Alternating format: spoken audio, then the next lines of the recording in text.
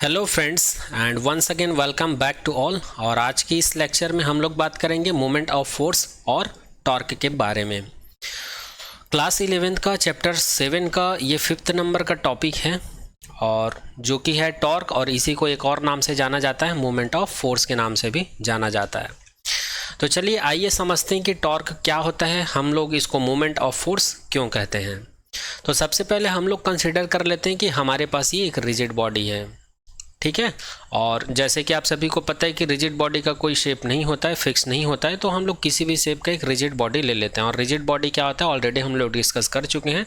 Rigid body एक ऐसा body होता है जिसमें फोर्स लगाने पर इसका शेप और साइज चेंज नहीं होता है, बट प्रैक्टिकली ये पॉसिबल नहीं है। इसमें स्मॉल चेंजेस होते हैं जिसको हम लोग नेग्लिजिबल कंसिडर करते हैं फिजिक्स के पॉइंट ऑफ व्यू से। तो हम लोग कंसिडर कर लेते हैं ये इसका रोटेशन एक्सिस है, एक्स और वाई, ये रोटेशन एक्सिस है और ये रिजिड बॉडी है। और यहाँ पर एक पॉइंट कंसीडर किए हैं ओ, ये ओरिजिन पॉइंट है। अब यहाँ से आर डिस्टेंस पर एक आर्बिट्ररी पॉइंट पी कंसीडर कर लेते हैं, ठीक है। ये आर डिस्टेंस पर एक आर्बिट्ररी पॉइंट पी कंसीडर कर लेते हैं, ठीक है।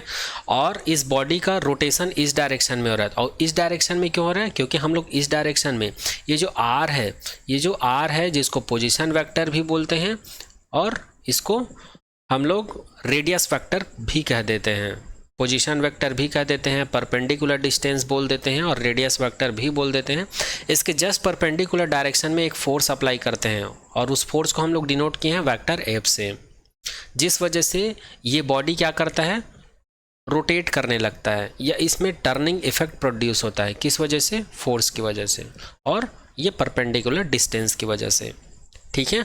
तो यहाँ पर पी क्या चीज़ है? Point of application of force. और ये वाला जो लाइन है ये क्या है? Line of action of force है। और यहाँ पर इसको बोला जाता है पोजीशन वेक्टर। और यहाँ पर यूनिट वेक्टर आर का मतलब है ये पोजीशन वेक्टर या परपेंडिकुलर डिस्टेंस का क्या बता रहा है? डायरेक्शन बता रहा है। उसी प्रकार इस डायरेक्शन में इस बॉडी के ऊपर हम लोग एक फोर्स अप्लाई किए हैं जो कि है वेक्टर एफ। और इस वेक्टर एफ का डायरेक्शन कौन शो करता है? Unit vector F. तो ये रहा इसका डायग्राम, जहाँ पर O का मतलब ओरिजिन पॉइंट, R का मतलब परपेंडिकुलर डिस्टेंस, F का मतलब अप्लाइड फोर्स और P का मतलब arbitrary point on a body. Unit vector R का मतलब होता है ये हमको पोजीशन वेक्टर का डायरेक्शन बताता है या परपेंडिकुलर डिस्टेंस R का डायरेक्शन बताता है और F जो है अप्लाइड फोर्स का डायरेक्शन बताता है। और X Y का मतलब है एक्सिस ऑफ रोटेशन। तो यहाँ पर मोमेंट ऑफ फोर्स टॉर्क होता क्या है, तो इसका डेफिनेशन देख लेते हैं। द टॉर्क और moment of force is a turning और rotating effect of the force about the axis of rotation. तो मोमेंट ऑफ फोर्स और टॉर्क क्या होता है, अगर शॉर्ट में बोले तो इसको हम लोग टर्निंग इफेक्ट बोल सकते हैं। क्या बोल सकते हैं? टर्निंग इफेक्ट बोल सकते हैं या फिर रोटेटिंग इफेक्ट बोल सकते हैं। क्या बोल सकते हैं? रोटेटिंग इफेक्ट बोल सकते हैं about the axis of rotation for after applied force, ऐसा बोल सकते हैं अगर शॉर्ट में बोलना चाहें तो इसी टर्निंग इफेक्ट या रोटेटिंग इफेक्ट को ही क्या कहा जाता है? मोमेंट ऑफ फोर्स कहा जाता है या इसी को टॉर्क कहा जाता है। एक बार और रिपीट कर देता हूँ, यदि आपको 1 मार्क्स में 2 मार्क्स में मोमेंट ऑफ फोर्स का डेफिनेशन पूछे तो आप बोल देना द टॉर्क और moment of force is a turning effect और rotating effect of the force about the axis of rotation, then this turning effect of force is called moment of force और torque, ऐसा बोल देना। जैसे कि यहाँ पर देख पा रहे हैं ये एक रिजिड बॉडी है, इसके ऊपर हम लोगों ने एफ फोर्स अप्लाई किया तो ये क्या करने लगा? टर्न करने लगा, रोटेट करने लगा, ये बॉडी जो है इस एक्सिस के अबाउट। तो इसी इफेक्ट को हम लोग क्या कहते हैं? मोमेंट ऑफ फोर्स और टॉर्क कहते हैं। चलिए अब हम लोग डिपेंडेंसी की बात कर लेते हैं। अच्छा, ये टॉर्क या मोमेंट ऑफ फोर्स जो होता है इसको किससे रिप्रेजेंट करते हैं? इसको टाउ से रिप्रेजेंट करते हैं। इस चीज़ को याद रखिएगा, इसको क्या पढ़ते हैं? टाउ पढ़ते हैं, टाउ, ठीक है। ये वाला जो सिंबल है इसको क्या पढ़ते हैं? टाउ पढ़ते हैं। अब ये दो चीज़ों के ऊपर डिपेंड करता है, ये जो टाउ का वैल्यू है। सबसे पहली चीज़ मैग्नीट्यूड ऑफ फोर्स के ऊपर, दूसरी चीज़ परपेंडिकुलर डिस्टेंस के ऊपर। तो यहाँ पर इन दोनों क्वांटिटीज़ के ऊपर कैसे डिपेंड करता है? फर्स्ट क्वांटिटी है फोर्स के ऊपर, दूसरा क्वांटिटी परपेंडिकुलर डिस्टेंस के ऊपर। इसको आप लोग प्रैक्टिकली समझ लेते हो, इस बॉडी के ऊपर अगर मैं जितना फोर्स अप्लाई करूँगा ये उतना ही टर्न करेगा। और यहाँ पर आर का डिस्टेंस को जितना ज़्यादा लूँगा तो इसको टर्न कराने में उतना ही ईजी पड़ेगा, ठीक है। इसको अगर आप लोग दरवाजे के एग्जांपल से समझो तो ज़्यादा इजी पड़ेगा। जैसे कि दरवाजे पे आप लोग देखे होंगे, इसमें जो हैंडल होता है इसको किनारे में ही लगाया जाता है, मतलब आर का वैल्यू ज़्यादा होता है, तभी तो हम लोग इसको रोटेट कर पाते हैं, टर्न कर पाते हैं फोर्स लगाकर। अगर इस हैंडल को जहाँ पर इसका रोटेशन एक्सिस होता है अगर यहाँ पर लगा देते तो ये क्या आसानी से टर्न होता क्या? इसके कंपैरिजन में नहीं होता है। इसीलिए यहाँ पर बोला गया है कि टॉर्क जो है या टर्निंग इफेक्ट जो है परपेंडिकुलर डिस्टेंस के ऊपर भी डिपेंड करता है। जैसे कि आर को हम लोग यहाँ पर कंसीडर किए हैं, यहाँ से यहाँ तक का डिस्टेंस आर कंसीडर किए हैं, वैसे ही आप लोग के घर के दरवाजे में क्या होता है, जो हैंडल होता है और जो रोटेशन एक्सिस होता है, ठीक है, जिसको हम लोग कब्जा बोलते हैं, कब्जा लगा रहता है, इसी के थ्रू तो दरवाज़ा रोटेट करता है ना, टर्न करता है। तो यहाँ से यहाँ तक का डिस्टेंस क्या होता है? आर होता है। अगर इस आर के वैल्यू को कम कर दूँ तो मुझे इसको टर्न कराने के लिए ज़्यादा ताकत लगाना पड़ेगा, ठीक है। और आर के वैल्यू को अगर मैं इंक्रीज़ कर दूँ तो यहाँ पर इसको टर्न करने के लिए कम ताकत लगाना पड़ेगा। यहाँ पर ताकत बोलने का मतलब क्या है? फोर्स है। यहाँ पर ताकत बोलने का मतलब क्या है? फोर्स है। कम फोर्स लगाना पड़ेगा और आर का वैल्यू कम रहेगा तो ज़्यादा फोर्स लगाना पड़ेगा। तो इस प्रकार से मैं बोल सकता हूँ कि किसी भी बॉडी का जो टर्निंग इफेक्ट है या रोटेटिंग इफेक्ट है वो किन चीज़ों के ऊपर डिपेंड करता है? मैग्नीट्यूड ऑफ फोर्स के ऊपर और परपेंडिकुलर डिस्टेंस के ऊपर। इसी प्रकार अगर कोई बॉडी जो है रोटेशन मोशन कर रहा है, अगर कोई बॉडी जो है रोटेशनल मोशंस कर रहा है, तो अगर आर का वैल्यू ज़्यादा होता है तो ये आसानी से रोटेशनल मोशंस करता है, और अगर आर का वैल्यू छोटा होता है तो इसको रोटेशनल मोशंस करने में थोड़ा ज़्यादा मशक्कत करनी पड़ती है, ठीक है। तो इस एग्जांपल के थ्रू और इस एग्जांपल के थ्रू, दोनों एग्जांपल के थ्रू हम लोग समझ सकते हैं कि जो टाउ है या टॉर्क जो है एफ और आर के ऊपर कैसे डिपेंड है। अब चलिए यहाँ पर जो डेफिनेशन हम लोग देखे हैं और इसकी जो डिपेंडेंसी देखे हैं, इसको अगर हम लोग मैथमेटिकली समझे तो कैसे समझेंगे? तो आप लोग याद रखिएगा, टाउ इज इक्वल टू होता है मैग्नीट्यूड ऑफ फोर्स और परपेंडिकुलर डिस्टेंस, दोनों का जो क्रॉस प्रोडक्ट है, इसी को कहा जाता है टॉर्क। तो यहाँ पर ये वाला जो डेफिनेशन है इसको हम लोग मैथमेटिकली ऐसे समझ सकते हैं। तो याद रखिएगा, इसी को मैं क्या लिख सकता हूँ? Tau is equals to magnitude of force बोलने का मतलब है एफ, परपेंडिकुलर डिस्टेंस बोलने का मतलब है आर। तो इसको tau is equals to F cross R लिख सकता हूँ। आगे बढ़ते हैं, ठीक है। अब वहाँ पर जो ये बॉडी बताया था, ये वाला बॉडी जो दिखाया था, इसको हम लोग ऐसे इमेजिन कर सकते हैं रियल लाइफ में, ठीक है, ऐसे इमेजिन कर सकते हैं। ये रोटेशन एक्सिस है और ये कोई बॉडी है और ये आर डिस्टेंस पर रखा हुआ है, और ये जो एरो है ये हमको आर का डायरेक्शन बताता है, और इसको रोटेट कराने के लिए हम लोग क्या करते हैं? इस डायरेक्शन में इसको थोड़ा सा पुश कर देते हैं या फोर्स लगा देते हैं।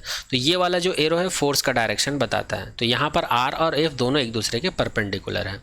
इस डायग्राम को हम लोग ऐसे समझ सकते हैं, ये रोटेशन एक्सिस है और ये आर का डायरेक्शन है, और इस डायरेक्शन में हम लोग फोर्स लगाए हैं। और अगर इस फोर्स का अगर मैं कंपोनेंट ले लूँ तो आर के डायरेक्शन में इसका हॉरिजॉन्टल कंपोनेंट होगा, और आर के जस्ट परपेंडिकुलर डायरेक्शन में हम लोग वर्टिकल कंपोनेंट ले सकते हैं। क्यों? क्योंकि आर और एफ के बीच, दोनों के बीच कितना एंगल है? थीटा एंगल है। तो इस थीटा को डिफाइन करते हैं, थीटा का दो कंपोनेंट लेते हैं। तो जहाँ पर थीटा बनता है वहीं पर हम लोग हॉरिजॉन्टल कंपोनेंट लेते हैं। अच्छा, इसको मैं क्यों बता रहा हूँ? क्योंकि जहाँ पर थीटा बनता है वहाँ पर कंपोनेंट आना ही आना है, क्योंकि थीटा को भी तो डिफाइन करना पड़ेगा एग्जैक्ट, ठीक है। तो जहाँ पर थीटा बनता है वहाँ पर हम लोग क्या कंसीडर करते हैं? हॉरिजॉन्टल कंपोनेंट लेते हैं, ये हम लोग पहले भी पढ़ चुके हैं। और जहाँ पर थीटा नहीं बनता है वहाँ पर हम लोग वर्टिकल कंपोनेंट लेते हैं, इस चीज़ को याद रखिएगा। तो इस वाले जो रिजल्टेंट फोर्स है इसका हॉरिजॉन्टल कंपोनेंट क्या हो जाएगा? एफ कॉस थीटा हो जाएगा, और वर्टिकल कंपोनेंट क्या हो जाएगा? एफ साइन थीटा हो जाएगा। अब चूंकि हम लोग डेफिनेशन से पढ़ चुके हैं टॉर्क का कि टॉर्क जो है किसके इक्वल होता है? फोर्स और परपेंडिकुलर डिस्टेंस के मल्टीपल के इक्वल होता है। बट यहाँ पर हम लोग को फोर्स का कंपोनेंट क्या मिला? एफ साइन थीटा और एफ कॉस थीटा। तो यहाँ पर इस एफ को हटाकर मैं क्या रिप्लेस कर देता हूँ? इसको एफ साइन थीटा से रिप्लेस कर देता हूँ। तो इसी फॉर्मूले को मैं क्या लिख सकता हूँ? Tau is equal to R F sine theta लिख सकता हूँ। अच्छा, अब कुछ लोगों को कन्फ्यूजन हो रहा होगा कि यहाँ पर एफ के जगह पर मैं वर्टिकल कंपोनेंट ही क्यों लिया हूँ, एफ कॉस थीटा वाले कंपोनेंट को, हॉरिजॉन्टल कंपोनेंट को क्यों नहीं लिया हूँ? क्योंकि याद रखना आर और एफ के बीच यहाँ पर एंगल कितना है? दोनों परपेंडिकुलर है, दोनों परपेंडिकुलर है यहाँ पर, मतलब थीटा का वैल्यू 90 हो जाएगा। और अगर यहाँ पर मैं कॉस थीटा वाला कंपोनेंट ले लेता तो यहाँ पर टाउ का वैल्यू क्या हो जाता? 0 हो जाता, जो कि पॉसिबल नहीं है। क्योंकि किसी भी बॉडी में अगर हम लोग फोर्स लगा रहे हैं और उसके पास रोटेशन एक्सिस है तो इसके पास कुछ ना कुछ टर्निंग इफेक्ट तो होगा। टर्निंग इफेक्ट यहाँ पर 0 नहीं हो सकता, ये पॉसिबल नहीं है। इसलिए यहाँ पर हॉरिजॉन्टल कंपोनेंट के जगह पर हम लोग क्या लिए हैं? साइन थीटा लिए हैं, क्योंकि साइन 90 का वैल्यू 1 होता है, साइन 90 का वैल्यू 0 नहीं होता है, और कॉस 90 का वैल्यू 0 होता है। कॉस 90 का वैल्यू अगर 0 रखेंगे तो टाउ का वैल्यू 0 हो जाएगा, जो कि नॉट पॉसिबल है। ठीक है, तो यहाँ पर याद रखिएगा, इस वाले केस में हम लोग ऑरिजेंटल कंपोनेंट को नहीं लेंगे, वर्टिकल कंपोनेंट को लेंगे। तो यहाँ पर f को हम लोग f साइन थीटा से रिप्लेस कर देंगे। तो यहाँ पर ये वाला जो फॉर्मूला हम लोग को कुछ इस प्रकार से दिखने लगेगा, tau is equal to R F sine theta, R F sine theta. इसको मैं इक्वेशन नंबर, ये एक्चुअल में, हाँ चलिए इक्वेशन नंबर 1 कंसिडर कर लेते हैं। इसको इक्वेशन नंबर 2 कंसिडर कर लेते हैं, क्योंकि इक्वेशन नंबर 1 ऑलरेडी हम लोग इधर कंसिडर कर चुके हैं। ये वाला, इसको इक्वेशन नंबर 1 माने थे और इसको इक्वेशन नंबर 2 मान लेते हैं, क्योंकि ये वाला जो डेफिनेशन है ये कहाँ से है, इक्वेशन नंबर 1 से आया है। ठीक है, और ये वाले फिगर में हम लोग अभी एंगुलर मोमेंटम नहीं पढ़ रहे हैं, हम लोग टॉर्क पढ़ रहे हैं। तो इस वाले फॉर्मूला को याद रखिएगा, ये टॉर्क को आप लोग नेगलेक्ट कर दीजिएगा। ठीक है, अभी यहाँ पर आप लोग को दिख रहा होगा, इस डायरेक्शन में r का डायरेक्शन है, इसके परपेंडिकुलर डायरेक्शन में f का डायरेक्शन है, और दोनों के परपेंडिकुलर डायरेक्शन में टाउ दिख रहा होगा आप लोग को। तो जी हाँ, इस चीज़ को याद रखिएगा, टाउ r और f तीनों ही एक दूसरे के परपेंडिकुलर होते हैं। और ये जो टाउ का डायरेक्शन है, अभी आगे हम लोग इसके डायरेक्शन के बारे में बात करेंगे कि इसका डायरेक्शन कैसे फाइंड आउट करते हैं। सबसे पहले हम लोग यहाँ पर टाउ के या टॉर्क के यूनिट की बात करते हैं। तो चूँकि टाउ का जो डेफिनेशन है ये हम लोग को क्या मिला था, एफ आर मिला था। तो एफ का यूनिट क्या होता है, न्यूटन होता है, और आर का यूनिट क्या होता है, मीटर होता है। तो याद रखिएगा, टाउ का ऐसा यूनिट क्या होता है, न्यूटन मीटर होता है। क्या होता है, न्यूटन मीटर होता है। और अगर यहीं से अगर मैं इसका डायमेंशन कैलकुलेट करूँ, यहीं से अगर मैं इसका डायमेंशन कैलकुलेट करूँ तो डायमेंशन क्या हो जाएगा, तो हम लोग को पता है 1 न्यूटन इज इक्वल टू क्या होता है, किलोग्राम मीटर पर सेकेंड स्क्वायर होता है, और मीटर का तो एल हो जाएगा। तो यहाँ पर इसको लिख सकते हैं, किलोग्राम का मतलब m, मीटर का मतलब है l, और 1 मीटर यहाँ पर पहले से था तो यहाँ पर l स्क्वायर हो जाएगा, और टाइम यहाँ पर सेकेंड स्क्वायर, इसको ऊपर ले जाएंगे तो t के पावर -2 हो जाएगा। तो टाउ का वैल्यू कितना हो जाएगा, ml स्क्वायर t-2 हो जाएगा। तो ये टॉर्क का क्या है, डायमेंशन फार्मूला, इस चीज़ को याद रखिएगा। चलिए आगे बढ़ते हैं। अगर मैं इक्वेशन नंबर 2 को वेक्टर फॉर्म में लिखूं, तो यहाँ पर साइन थीटा को हटाकर इन दोनों को क्रॉस प्रोडक्ट कर दूंगा, तो ये इसका वेक्टर फॉर्म है। तो इक्वेशन नंबर 2 को अगर हम लोग वेक्टर फॉर्म में लिखें तो ये हो जाएगा, vector tau is equal to vector R cross vector F. क्या हो जाएगा, वेक्टर एफ। इसी को कहा जाता है टॉर्क का वेक्टर फॉर्म। अब चलिए हम लोग डायरेक्शंस की बात करते हैं। तो डायरेक्शन, चूंकि मैं यहाँ पर आप लोग को बता चुका हूँ कि टॉर्क का डायरेक्शन जो है आर क्रॉस एफ के प्रोडक्ट के परपेंडिकुलर डायरेक्शन होता है। अच्छा, तो ये हम लोग को कैसे पता चला, तो इसको फाइंड का जो डायरेक्शन है, इसको फाइंड करने के टोटल 3 रूल्स हैं। फर्स्ट रूल है वेक्टर का कॉन्सेप्ट,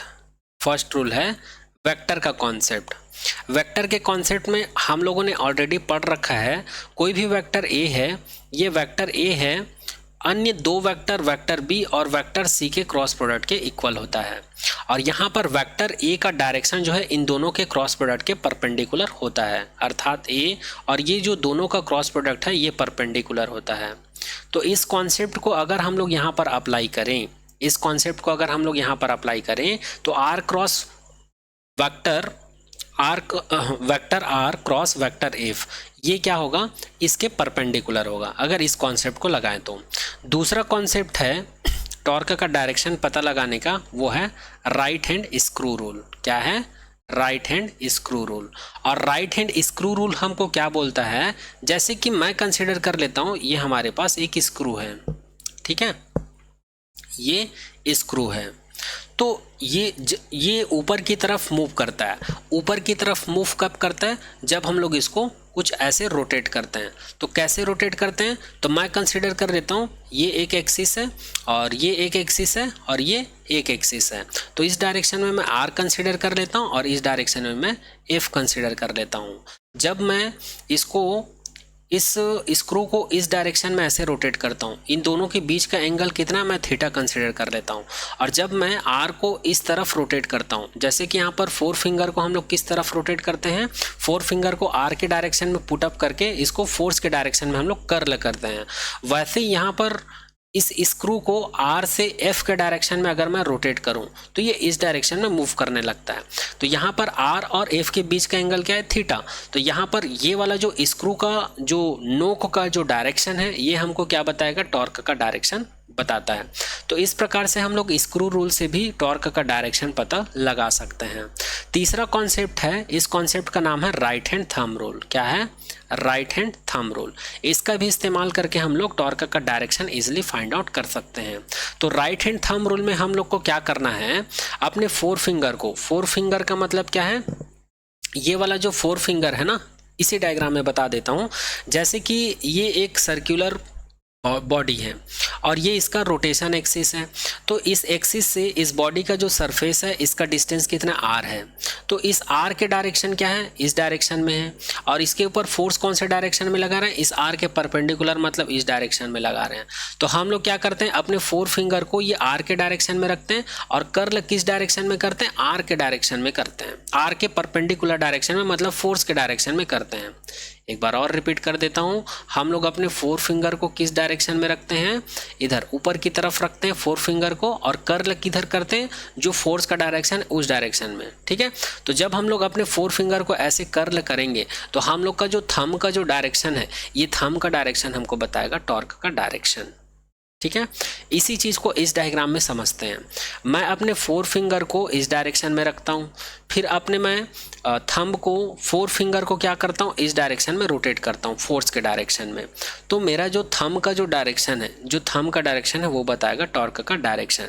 तो इस प्रकार से राइट हैंड थंब रूल से भी हम लोग टॉर्क का डायरेक्शन को पता कर सकते हैं। तो यहाँ पर ये डायरेक्शन वाला, तो यहाँ पर जाहिर सी बात है आर क्रॉस एफ का परपेंडिकुलर क्या होगा, टॉर्क होगा। तो इसको ऐसे भी समझ सकते हैं। तो याद रखिएगा, टाउ जो है परपेंडिकुलर होता है आर का, और टाउ और आर जो है परपेंडिकुलर होता है एफ का। तो इस चीज़ को याद रखिएगा, यहाँ पर तीनों ही एक दूसरे के परपेंडिकुलर होते हैं। इसको हम लोग ऐसे समझ सकते हैं, अगर ये टाउ है तो ये आर है, तो ये एफ है। ठीक है, इस चीज़ को याद रखिएगा, तीनों एक दूसरे के परपेंडिकुलर होते हैं। तो यहाँ पर ये भी कंप्लीट होता है। चलिए आगे बात करते हैं रेक्टेंगुलर कंपोनेंट ऑफ टाउ। तो चूंकि यहाँ पर आर क्रॉस एफ है, तो यहाँ पर जो आर लिए हैं इसका रेक्टेंगुलर कंपोनेंट क्या होगा, एक्स हो सकता है, वाई हो सकता है, जेड हो सकता है, क्योंकि ये तीनों के ऊपर डिपेंड करता है। उसी प्रकार फोर्स के भी कंपोनेंट होते हैं, एक्स वाई जेड कंपोनेंट। तो ऑलरेडी हम लोग वेक्टर वाले चैप्टर में पढ़ चुके हैं कि वेक्टर आर को हम लोग क्या लिख सकते हैं जी, X I cap Y J cap plus Z K cap लिख सकते हैं, जहाँ पर I cap J cap K cap क्या होता है, यूनिट वेक्टर होता है जो पोजीशन वेक्टर आर के डायरेक्शन को शो करता है along X axis, along Y axis, along Z axis.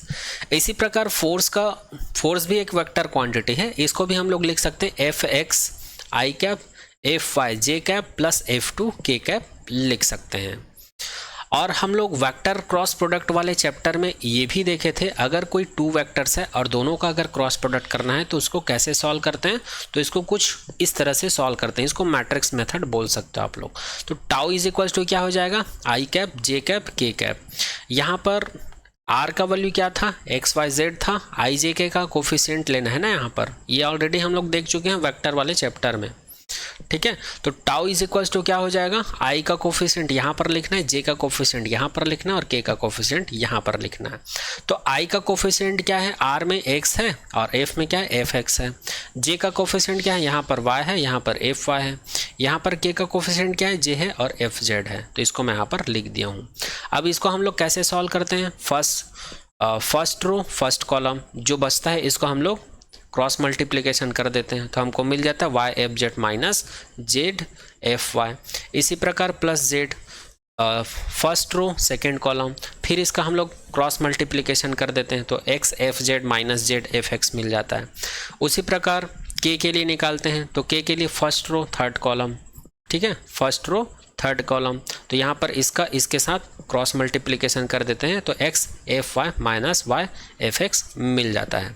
तो यहाँ पर हम लोग टाउ का वैल्यू निकाल सकते हैं। अगर हम लोग को पोजीशन वेक्टर आर का एक्स वाई जेड कंपोनेंट और जो फोर्स का F X F Y F Z component हमको अगर गिवन है, तो इस फॉर्मूले से हम लोग टाउ का वैल्यू आसानी से निकाल सकते हैं। तो इसी कॉन्सेप्ट को कहा जाता है rectangular component of tau. I hope ये सारा पॉइंट आप सभी को समझ में आ गया होगा। चलिए आगे बढ़ते हैं। आगे बात करते हैं साइन कन्वेंशन के बारे में। तो याद रखिएगा टाउ का जो वैल्यू है इसको हम लोग पॉजिटिव कंसिडर करते हैं जब रोटेशंस का डायरेक्शंस क्या होता है, एंटी क्लॉकवाइज डायरेक्शन होता है। क्या होता है? एंटी क्लॉकवाइज डायरेक्शन होता है। ठीक है। और टाउ का वैल्यू हम लोग क्या करते हैं, निगेटिव कंसिडर करते हैं जब रोटेशंस का डायरेक्शंस क्या होता है, क्लॉकवाइज डायरेक्शन होता है। ठीक है। जैसे कि दरवाजा है, ठीक है, तो दरवाजे का जो रोटेशन है अगर एंटी क्लॉकवाइज डायरेक्शन हो रहा है, ऐसे हो रहा है, इधर ऐसे हो रहा है, ठीक है, उल्टा हो रहा है, उल्टा एंटी क्लॉकवाइज डायरेक्शन में, तो टाउ का वैल्यू यहाँ पॉजिटिव होगा। और अगर क्लॉकवाइज डायरेक्शन में हो रहा है तो निगेटिव होगा। क्लॉकवाइज डायरेक्शन क्या होता है, ऐसे होता है, और एंटी क्लॉकवाइज डायरेक्शन क्या होता है, ऐसा होता है। इस चीज़ को याद रखिएगा, इसको प्रैक्टिकली समझिएगा, है ना। आगे बात करते हैं टाउ का मैक्सिमम और मिनिमम वैल्यू क्या होता है, इसके ऊपर थोड़ा सा चर्चा कर लेते हैं। तो जब थीटा का वैल्यू 0 होता है, अच्छा टाउ का डेफिनेशन क्या होता है, टाउ इज इक्वल टू होता है आर एफ साइन थीटा होता है। क्या होता है, आर एफ साइन थीटा होता है। तो यहाँ पर जब थीटा का वैल्यू 0 होता है तब हमको क्या मिलता है, tau is equal to R F sine theta. Theta की जगह पर 0 रख देंगे तो आर एफ साइन 0 हो जाएगा, और साइन 0 का वैल्यू क्या होता है, 0। तो यहाँ पर टाउ का वैल्यू क्या हो जाता है, 0। इसी को कहा जाता है टाउ का मिनिमम वैल्यू। ठीक है। तो याद रखिएगा थीटा का वैल्यू जब 0 होता है, थीटा का वैल्यू जब 0 होता है तब टाउ का वैल्यू क्या होता है, मिनिमम होता है। आगे देखते हैं जब थीटा का वैल्यू 90 होता है तब टाउ का वैल्यू क्या होता है, तो थीटा की जगह पर हम लोग 90 पुट कर देंगे, और हम लोग को पता है साइन 90 का वैल्यू क्या होता है, 1 होता है। अब इस वैल्यू को अगर मैं इस इक्वेशन में पुट कर दूं तो टाउ इज इक्वल टू क्या मिल जाता है, आर एफ मिल जाता है, और इसी को कहा जाता है टाउ का मैक्सिमम वैल्यू। तो याद रखिएगा जब थीटा का वैल्यू 90 होता है तब टाउ का वैल्यू क्या होता है, मैक्सिमम होता है। तो यहाँ पर मैक्सिमम मिनिमम का वैल्यू हम लोग को पता चल गया है। इसको याद रखना, 1 मार्क्स में पूछा जाता है आप लोग के एग्जाम में कि टाउ का वैल्यू मैक्सिमम कब होता है, मिनिमम कब होता है। अब चलिए आगे हम लोग बात करते हैं मोमेंट ऑफ फोर्स और टॉर्क इज कॉल्ड कपल और मोमेंट ऑफ कपल। जो ये मोमेंट ऑफ फोर्स होता है, ये जो टॉर्क होता है, इसको कपल फोर्स भी कहा जाता है या मोमेंट ऑफ कपल भी कहा जाता है। तो ऐसा क्यों कहा जाता है, चलिए इसको प्रूफ करते हैं। एक बार और रिपीट कर देता हूँ। अभी हम लोग क्या करने वाले हैं, मोमेंट ऑफ फोर्स या टॉर्क को क्या कहा जाता है, कपल कहा जाता है, कपल फोर्स कहा जाता है, या इसी को मोमेंट ऑफ कपल कहा जाता है। तो ऐसा क्यों कहा जाता है, तो चलिए इसको प्रूफ करके देखते हैं। सबसे पहली चीज़ यहाँ पर कपल फोर्स का मतलब तो समझ में आ गया होगा कि किसी भी ऑब्जेक्ट के ऊपर एक साथ अपोजिट डायरेक्शन में इक्वल मैग्नीट्यूड का एक ही फोर्स काम करेगा। ठीक है। तो उसको हम लोग टॉर्क क्यों बोल सकते हैं, वो कपल फोर्स है ना। जैसे कि कुछ एग्जांपल है, जैसे कि हम लोग कार ड्राइव करते हैं, तो जब हम लोग को अपनी गाड़ी को क्या करना रहता है, ट्रैक से दूसरे ट्रैक में ले जाना रहता है, तो हम लोग स्टीयरिंग को क्या करते हैं, रोटेट करते हैं। तो स्टीयरिंग को रोटेट करते हैं तो इस वाले हाथ से हम लोग इस डायरेक्शन में फोर्स लगाते हैं। जितना फोर्स इस हाथ से इस डायरेक्शन में लगाते हैं उतना ही फोर्स हम लोग अपोजिट हैंड से क्या करते हैं, अपोजिट डायरेक्शन में फोर्स लगाते हैं। तो यहाँ पर 2 फोर्स एक साथ वर्क कर रहा है अपोजिट डायरेक्शन में और इक्वल मैग्नीट्यूड का, तो इस प्रकार के फोर्स को हम लोग क्या कहेंगे, कपल फोर्स कहेंगे। उसी प्रकार जब हम लोग बाइसिकल साइकिलिंग करते हैं या साइकिल चलाते हैं तो इसमें भी हम लोग अपोजिट डायरेक्शन में फोर्स लगाते हैं। इसका जो पैडल होता है, एक पैडल का डायरेक्शन इस डायरेक्शन में होता है, दूसरे पैडल का डायरेक्शन इधर होता है, और ये फोर्स भी क्या होता है, अपोजिट होता है, बट मैग्नीट्यूड इसका इक्वल होता है। ठीक है। तो यहाँ पर भी 2 फोर्स एक साथ काम कर रहे हैं, तो इसको हम लोग बोल सकते हैं ये कपल फोर्स है। इसको भी हम लोग बोल सकते हैं कपल फोर्स है, यह मूवमेंट ऑफ कपल हो रहा है यहाँ पर। जब हम लोग बॉटल को ओपन करते हैं, जब हम लोग बॉटल को ओपन करते हैं तो एक फोर्स हम लोग थंब से इधर इस डायरेक्शन में लगाते हैं, और जो 4 फिंगर होता है इससे हम लोग इस डायरेक्शन में एक फोर्स लगाते हैं, और दोनों फोर्स का डायरेक्शन और मैग्नीट्यूड क्या होता है, सेम होता है। और यहाँ भी ऑब्जेक्ट के ऊपर 2 फोर्स काम कर रहा है जिसका डायरेक्शन अपोजिट है बट मैग्नीट्यूड क्या है, सेम है। तो इस प्रकार के फोर्स को भी हम लोग क्या कह सकते हैं, कपल फोर्स कह सकते हैं। एक और एग्जांपल है, जैसे कि इसको मैग्नेटिक नीडल बोलते हैं। ये मैग्नेटिक नीडल जो है मैग्नेटिक फील्ड के इफेक्ट में आ जाने से नॉर्थ पोल जो है इस डायरेक्शन में रोटेट करता है, साउथ पोल जो है इस डायरेक्शन में मूव करता है। तो यहाँ पर भी ये दोनों जो है अपोजिट डायरेक्शन में मूव कर रहे हैं, और अपोजिट डायरेक्शन में इक्वल मैग्नीट्यूड का फोर्स लग रहा है, और यहाँ पर भी 2 फोर्स लग रहा है। तो इसको भी हम लोग क्या बोल सकते हैं, कपल फोर्स या फिर मोमेंट ऑफ कपल बोल सकते हैं। चलिए आगे बढ़ते हैं, आगे बात करते हैं ये कपल का मतलब क्या होता है। चूंकि मैं बता चुका हूं, फिर भी आप लोग को 1 मार्क्स में अगर एग्जाम में पूछ दिया जाए तो आप लोग क्या लिखेंगे। The pair of equal and opposite forces acting on a body along 2 different lines of action constitute a couple. ठीक है, जब किसी भी बॉडी के ऊपर 2 इक्वल फोर्स और अपोजिट डायरेक्शंस का फोर्स अप्लाई करते हैं, ठीक है, body along 2 different line of action constitute of a couple, और वो दोनों फोर्स जो है एक लाइन से ज्वाइन रहता है, एक लाइन से ज्वाइन रहता है, और हम लोग उस बॉडी के ऊपर अपोजिट डायरेक्शन में इक्वल फोर्स अप्लाई करते हैं, तो उसी फोर्स के पेयर को ही क्या कहा जाता है, कपल फोर्स कहा जाता है। उन्हीं फोर्स के पेयर को क्या कहा जाता है, कपल फोर्स कहा जाता है, जिसका मैं बहुत सारे एग्जाम्पल बताया हूँ आप लोगों को। चलिए अब ये डेफिनेशन को हम लोग मैथमेटिकली समझते हैं और प्रूफ करके देखते हैं कि कपल फोर्स को, मोमेंट ऑफ कपल को मोमेंट ऑफ फोर्स या टॉर्क क्यों कहा जाता है। तो सबसे पहले हम लोग कंसिडर कर लेते हैं, ये हमारे पास एक बॉडी है और ये, इसको मैं ए नाम दे देता हूँ, ये एक दूसरा बॉडी है बी, और दोनों को एक लाइन से ज्वाइन कर देते हैं, और इन दोनों के बीच का जो डिस्टेंस है इसको आर कंसिडर कर लेते हैं। और ये दोनों बॉडीज़ को, या एक बॉडी का ये जो 2 पॉइंट है, इनका सेंटर पॉइंट को हम लोग ओ कंसिडर कर लेते हैं। इसके सेंटर पॉइंट को क्या कंसिडर कर लेते हैं, ओ कंसिडर कर लेते हैं, और दोनों के बीच का डिस्टेंस आर है। हम लोग कंसिडर कर लेते हैं इस बॉडी बी के ऊपर एक फोर्स अप्लाई कर रहे हैं एफ, ठीक है, और बॉडी ए के ऊपर भी एफ फोर्स अप्लाई कर रहे हैं। इसका डायरेक्शन इधर है, इसका जस्ट अपोजिट डायरेक्शन इधर है, मतलब यहाँ पर 2 फोर्स काम कर रहा है एफ, इसका डायरेक्शन और इसका डायरेक्शन अपोजिट है। दोनों का मैग्नीट्यूड क्या है, सेम है। दोनों का डायरेक्शन क्या है, अपोजिट है, और मैग्नीट्यूड क्या है, सेम है। अब हम लोग को पता है, हम लोग जानते हैं यहाँ पर इस बॉडी के ऊपर कितना फोर्स लग रहा है, यहाँ से यहाँ तक, ठीक है। अच्छा, टॉर्क का डेफिनेशन हम लोग को पता है, फोर्स होता है और परपेंडिकुलर डिस्टेंस होता है। तो इस बॉडी के लिए टॉर्क को मैं टाउ 1 कंसिडर कर लेता हूँ, और टाउ 1 का वैल्यू कितना होगा, इसके ऊपर एफ फोर्स लग रहा है, और परपेंडिकुलर डिस्टेंस क्या है, यहाँ पर ओ आर है। कितना है, इसको मैं ओ ए कंसिडर कर लेता हूँ, ओ ए, तो टाउ 1 का वैल्यू मिल गया। इसी प्रकार इस बॉडी के लिए मैं क्या लिख सकता हूँ, tau 2 is equal to, force कितना लग रहा है, एफ लग रहा है, परपेंडिकुलर डिस्टेंस क्या है, ओ बी है। अब यहाँ पर इस दोनों बॉडी के ऊपर अगर मैं टोटल फोर्स निकालूं तो टाउ इज इक्वल टू क्या कर दूंगा, टाउ 1 प्लस टाउ 2, ठीक है। अब टाउ 1 का वैल्यू क्या है, एफ ओ ए है, टाउ 2 का वैल्यू क्या है, एफ ओ बी है। तो यहाँ पर मैं एफ को क्या कर लेता हूँ, कॉमन निकाल लेता हूँ, तो क्या बच जाता है, ओ ए प्लस ओ बी बच जाता है। अब यहाँ पर ओ ए प्लस ओ बी को मैं क्या लिख सकता हूँ, आर के इक्वल ले सकता हूँ। क्यों, क्योंकि यहाँ पर ओ ए का मतलब क्या है, इसको 2 तरीके से सॉल्व कर सकते हैं। ओ ए का वैल्यू कितना, r/2 ले सकते हो, ओ बी का वैल्यू कितना ले सकते हो, r/2 ले सकते हो। तो यहाँ पर जब दोनों को ऐड करेंगे तो हम लोग को क्या मिल जाएगा, r मिल जाएगा। ये तो पहला तरीका है। दूसरा तरीका ये है, जितना डिस्टेंस ओ ए है उतना ही डिस्टेंस कितना है, ओ बी का है, ठीक है। जितना डिस्टेंस यहाँ से यहाँ तक का डिस्टेंस है उतना ही डिस्टेंस यहाँ से यहाँ तक का है।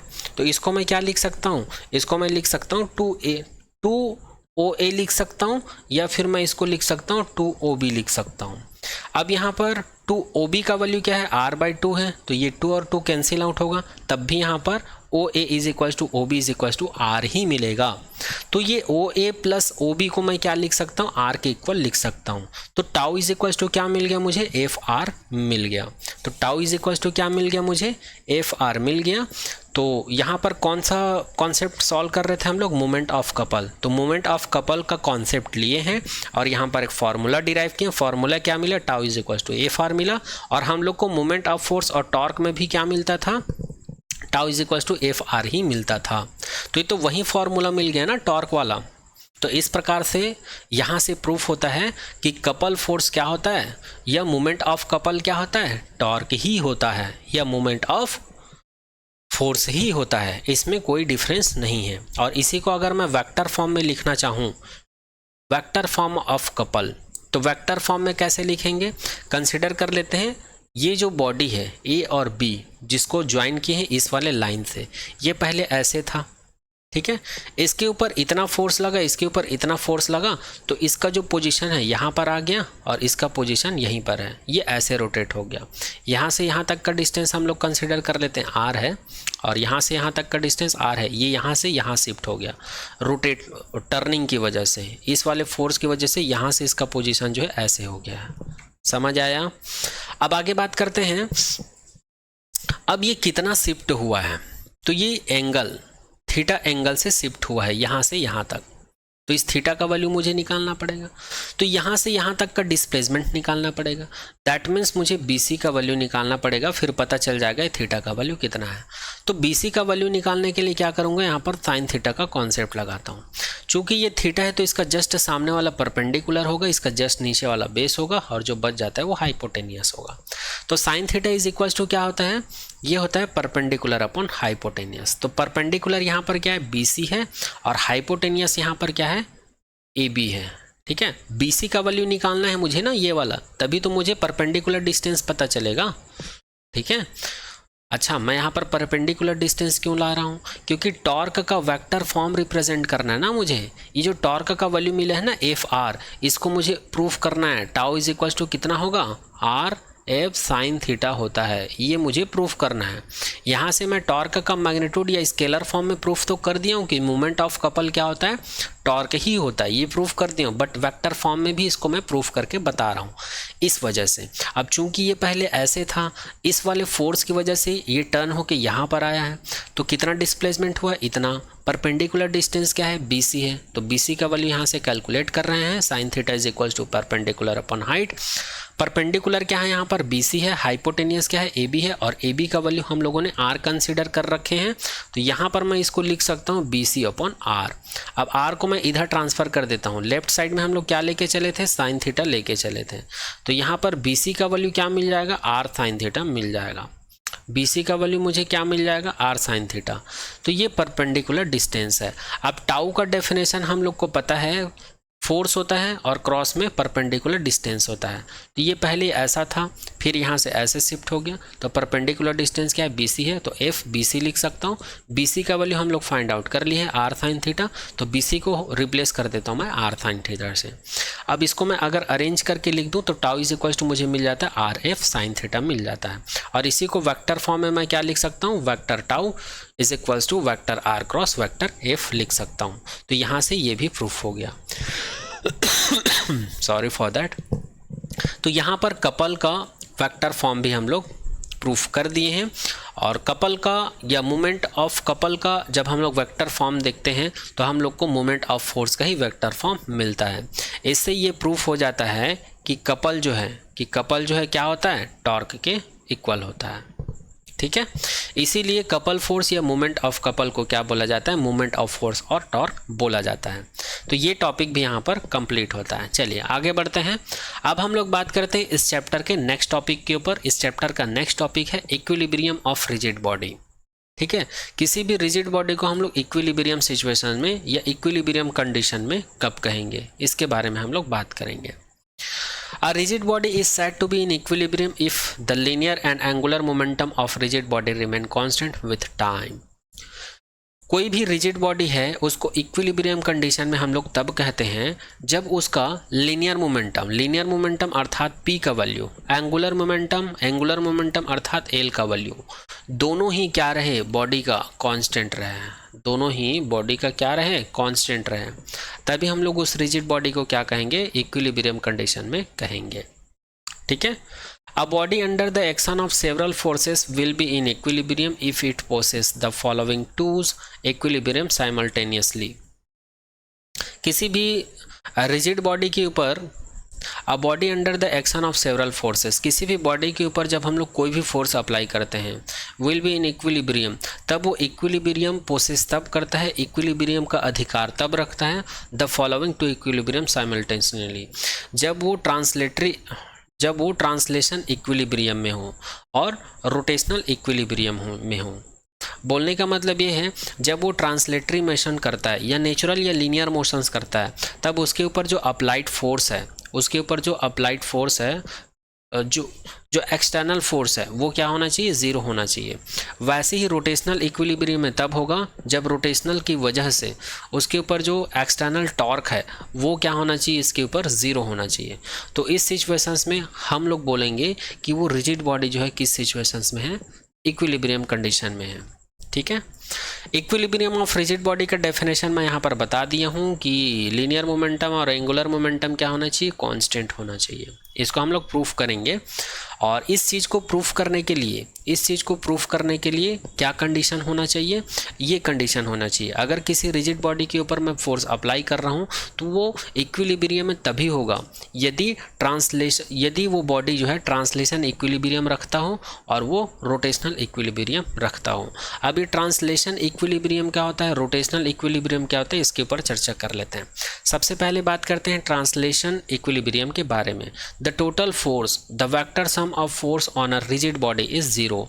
जैसे कि ये कोई रिजिड बॉडी है और ये ट्रांसलेटरी मोशन कर रहा है, हम लोग इसके ऊपर जो फोर्स लगाए हैं ना, एक्सटर्नल फोर्स, इसका वैल्यू क्या होना चाहिए, ज़ीरो होना चाहिए। ये समेशन एफ एक्स टी को मैं क्या लिख सकता हूँ, F1 + F2 + F ... FN लिख सकता हूँ, क्योंकि मैं जिस रिजिड बॉडी की बात कर रहा हूँ ये बहुत सारे नंबर ऑफ पार्टिकल्स है, इन नंबर ऑफ पार्टिकल से मिलकर बने हुए हैं, तो इसका सम क्या होना चाहिए, ज़ीरो होना चाहिए। This will be possible when v = constant and a = 0। और ये वाला कंडीशन तभी पॉसिबल है, ये कंडीशन तभी पॉसिबल है जब बॉडी का वेलोसिटी क्या हो, कांस्टेंट हो, ज़ीरो नहीं कांस्टेंट हो। अब वेलोसिटी कांस्टेंट होने का मतलब क्या है, एक्सीलरेशन ज़ीरो। कैसे, वेलोसिटी जब कांस्टेंट होता है तो हम लोग को एक्सीलरेशन का डेफिनेशन पता होता है, dv/dt होता है। और जब यहाँ पर यही कांस्टेंट हो जाएगा, वेलोसिटी कांस्टेंट हो जाएगा, तो एक्सीलरेशन ज़ीरो ना हो जाएगा, क्योंकि कांस्टेंट का डिफ्रेंशिएशन होता ही नहीं, वो तो ज़ीरो हो जाता है। तो ये वाला कंडीशन तभी सेटिस्फाइड होगा जब बॉडी का वेलोसिटी क्या हो, कांस्टेंट हो और एक्सीलरेशन ज़ीरो हो। तो इस सिचुएशंस में बॉडी जब ट्रांसलेटरी मोशंस करता है तो उसके ऊपर कोई फोर्स नहीं फील करता है बॉडी। इसका एग्जांपल देखते हैं, जैसे कि आप ट्रेन में जाते हैं, तो ट्रेन में जाते हैं जब ट्रेन जो है यूनिफॉर्मली मोशन करता है, जब उसकी वेलोसिटी कांस्टेंट हो जाती है तो हम लोग कोई भी फोर्स फील नहीं करते हैं।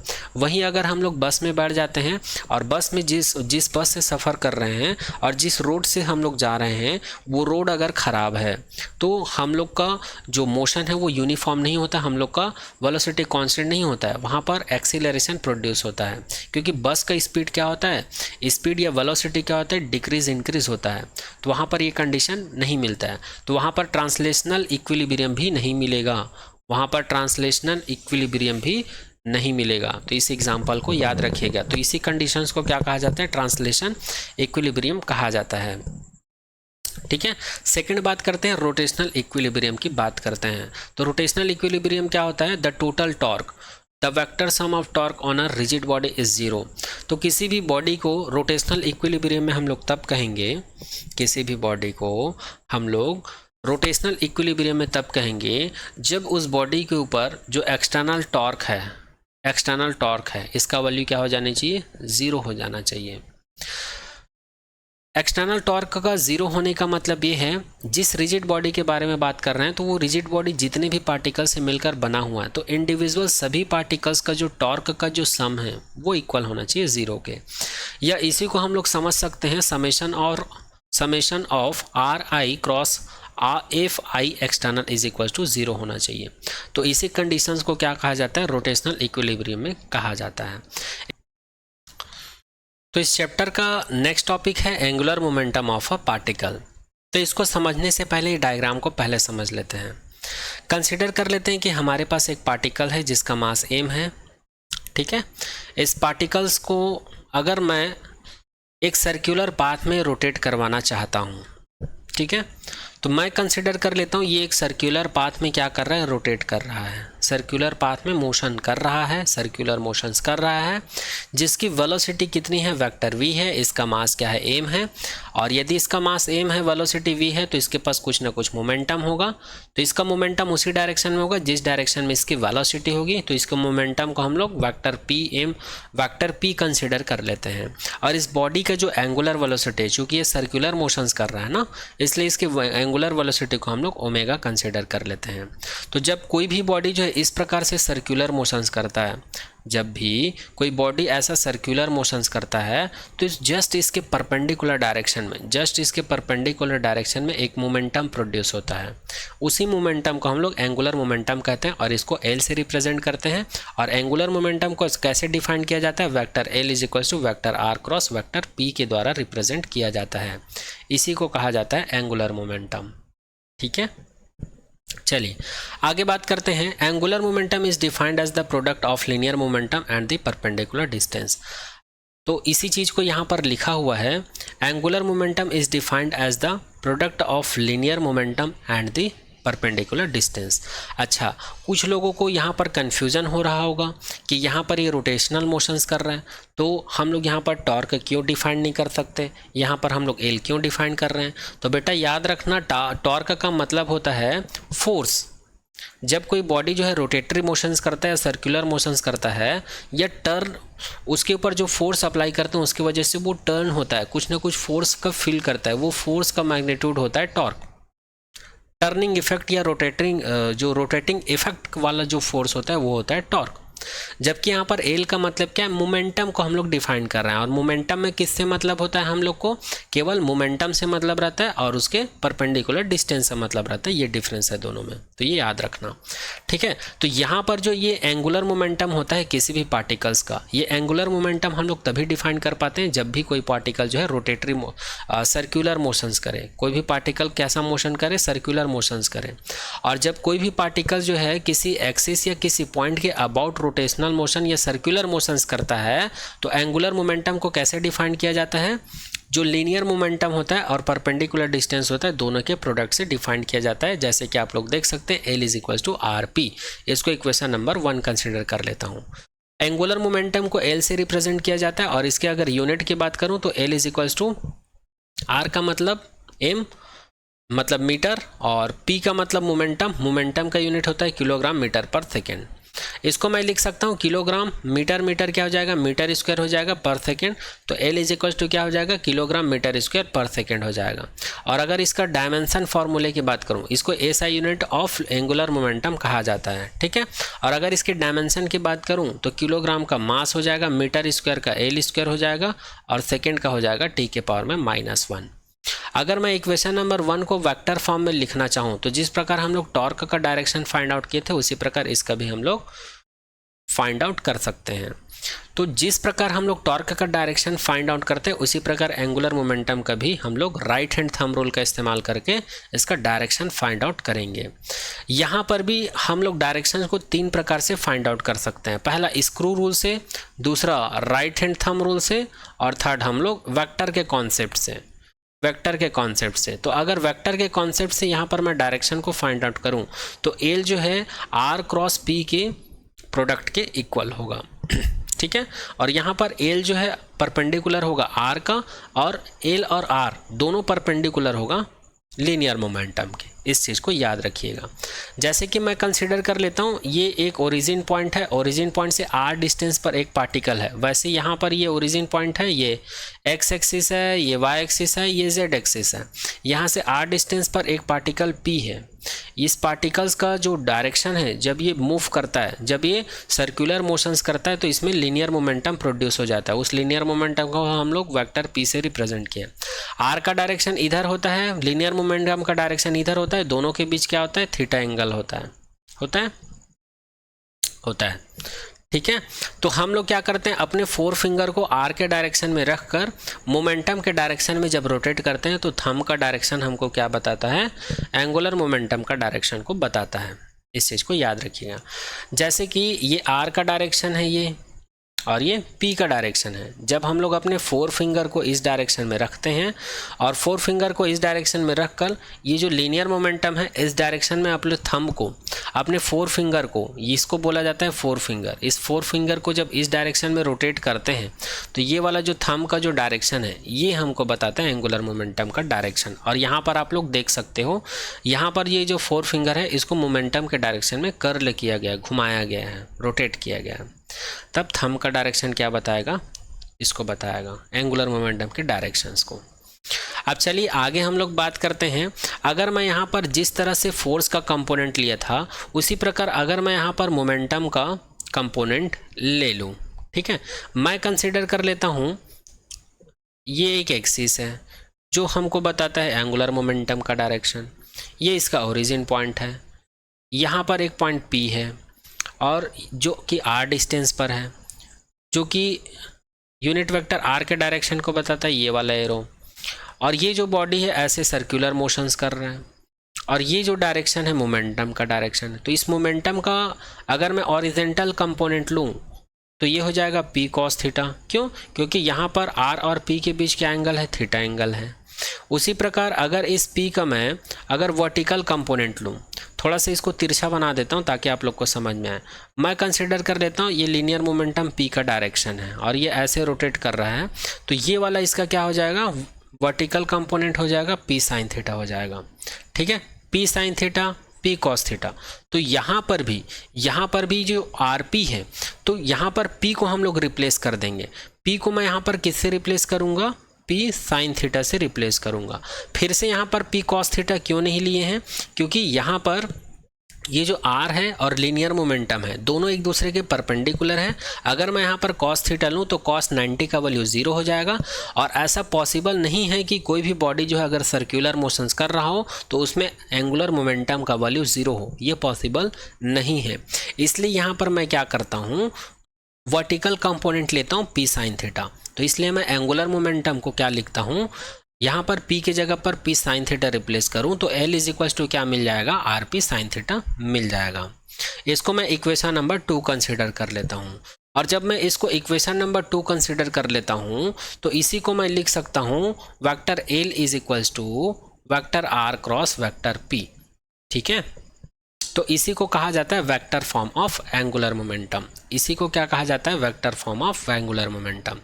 अब ये जो इक्वेशन नंबर 2 मिला था L is equal to RP sine theta, यहाँ पर अगर मैं थीटा का वैल्यू 90 कंसिडर कर लूँ, थीटा का वैल्यू अगर मैं 90 कंसिडर कर लूँ तो L का वैल्यू क्या हो जाता है, यहाँ पर मैक्सिमम हो जाता है। इस चीज़ को याद रखिएगा, जिस प्रकार हम लोग टॉर्क का निकाले थे उसी प्रकार अगर मैं थीटा के वैल्यू को 0 कंसिडर कर लेता हूँ तो L का वैल्यू क्या हो जाता है, मिनिमम हो जाता है और 0 हो जाता है।